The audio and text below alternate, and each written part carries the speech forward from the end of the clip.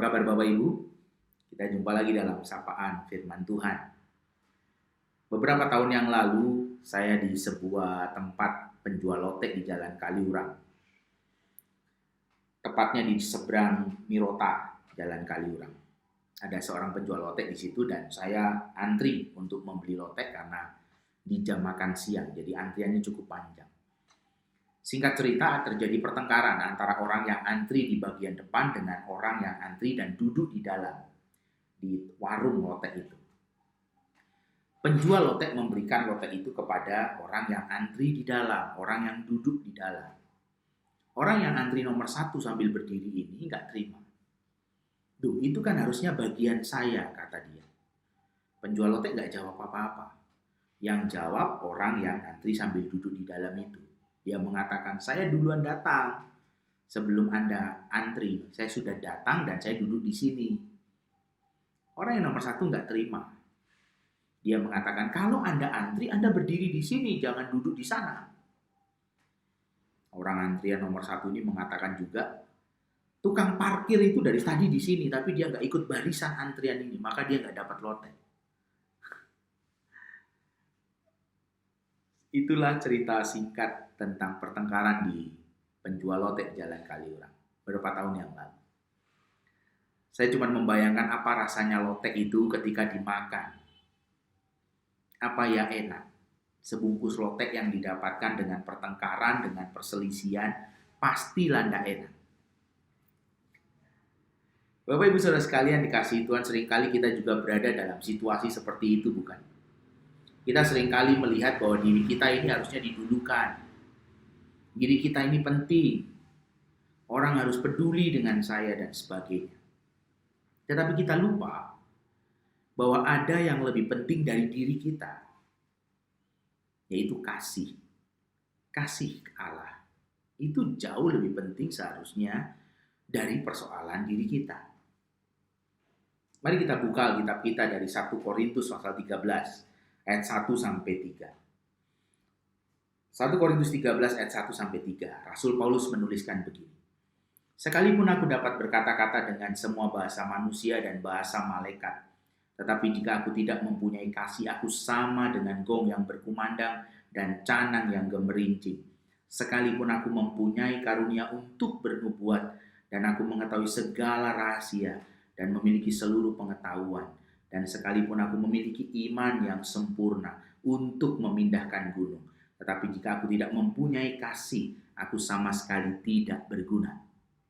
Dan sekalipun aku membagi-bagikan segala sesuatu yang ada padaku, bahkan menyerahkan tubuhku untuk dibakar, tetapi jika aku tidak mempunyai kasih, sedikit pun tidak ada faedahnya bagiku. Bapak Ibu perhatikan. Perhatikan apa yang dikatakan Rasul Paulus dalam 1 Korintus pasal 13.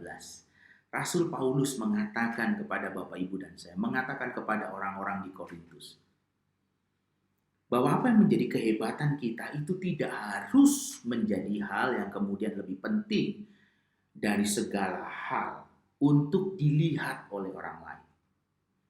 Kehebatan kita, segala kehebatan kita, tidak boleh lebih hebat dari kasih kita.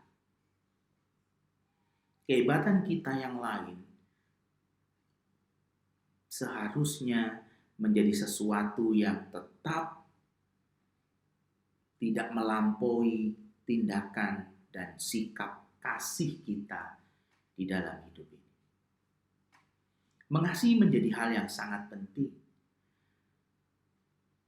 Kasih menjadi sebuah bungkus yang paling penting dari semua hal yang hebat.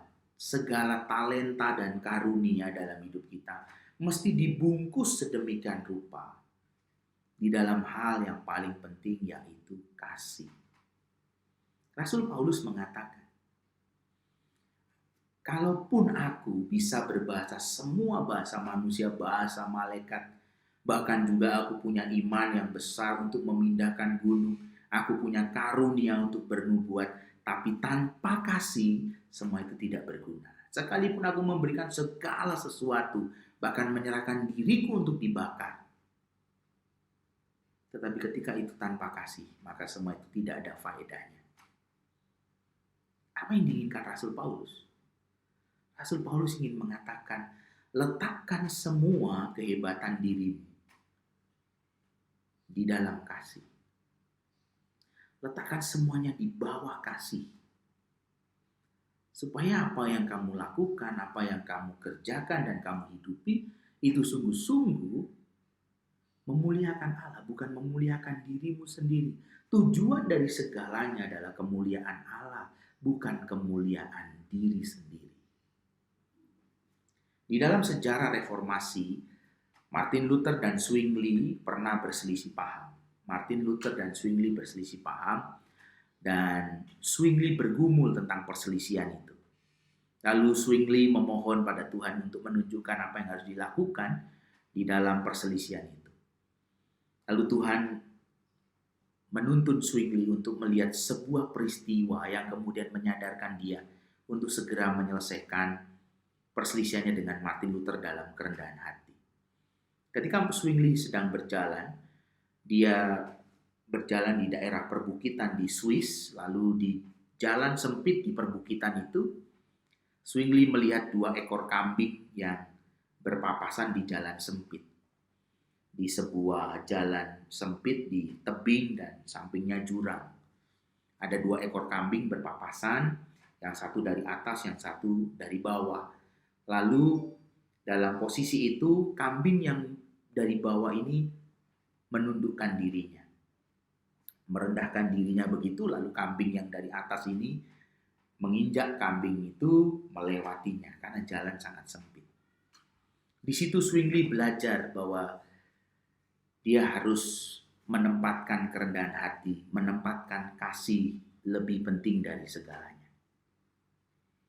Itulah yang menjadi hal yang menarik di dalam sejarah reformasi, di dalam perseteruan Martin Luther dan Zwingli terkait teologi. Kita diajak untuk belajar bagaimana hal yang besar di dalam kehidupan 2 tokoh reformator ini tidak pernah ada artinya ketika tidak ada kasih. Zwingli belajar untuk menyelesaikan perselisihan itu, sehingga apa yang diperjuangkan, apa yang dilayankan di dalam kehidupan gereja menjadi berkat. Demikian juga yang dikerjakan oleh Martin Luther, menjadi berkat dan kemuliaan Tuhan, karena ada kasih di sana, di dalam perjalanan pelayanan mereka. Tuhan menolong kita untuk juga menghidupi kasih yang sama. Amin.